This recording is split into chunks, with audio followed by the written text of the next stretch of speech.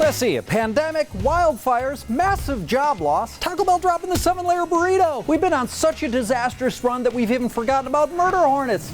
Look at that thing, it could sting your face off, but at least nothing else could go wrong. The National Insurance Crime Bureau has reported a 1,000% increase in the number of catalytic converter thefts. The Hartford's Ben Ewbank is here to help, so what's a catalytic converter? Catalytic converter is part of the car's exhaust system, and it helps turn the exhaust into less harmful gases before it passes out through the tailpipe. And yours might have been ripped off if you turn on your car and it sounds like a gaggle of hell's angels.